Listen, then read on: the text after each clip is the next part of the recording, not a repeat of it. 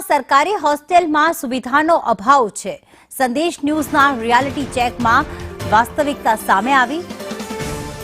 મામા સાહેબ ફડકે હોસ્ટેલમાં સુવિધાઓનો અભાવ છે। એક રૂમમાં 14 વિદ્યાર્થીઓ રહેવા મજબૂર બન્યા છે। પીવાના પાણીની સુવિધાનો પણ અહીંયા અભાવ સામે આવ્યો। પાણીનો આરઓ સિસ્ટમ તૂટેલી હાલતમાં જોવા મળ્યો। તો શિયાળામાં ઠંડા પાણીથી નાહવા વિદ્યાર્થીઓ મજબૂર બન્યા છે। બાથરૂમમાં ગીઝરની પણ વ્યવસ્થા નથી।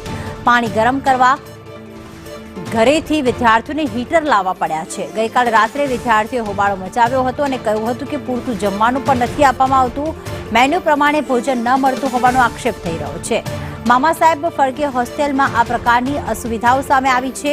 જમવાનું પૂરતું નથી મળતું, સાથે બાથરૂમમાં નહાવા માટે ગીઝરની સુવિધા પણ નથી અને એક રૂમમાં 14 વિદ્યાર્થીઓ રહેવા મજબૂર બન્યા છે।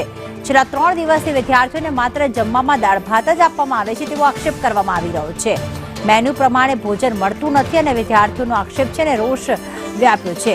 તો હોસ્ટેલમાં પાણીની પણ સમસ્યાનો આક્ષેપ આ વિદ્યાર્થીઓ કરી રહ્યા છે। સર, અમારા રૂમમાં 5 જણાને 5 છોકરાઓની જગ્યાએ રહેવાની જગ્યાને બદલે 14 જણા રહીએ છીએ અને ગાદલા પણ નથી અને પલંગ પણ નથી। અમે ઘરે પોતાની પથારી લાવીને રહીએ છીએ અને આ ગાદલાઓ પણ નથી અને ચાદરા કંઈ નથી અમારા રૂમમાં। તો અહીંયા આ લોકોએ જે કોઈ સુવિધા આલી છે કે નથી આલી? નહીં આલી। કોઈને રજૂઆત કરી તમે? કરેલી। શું કે છે? આવશે એમ કરીને નથી।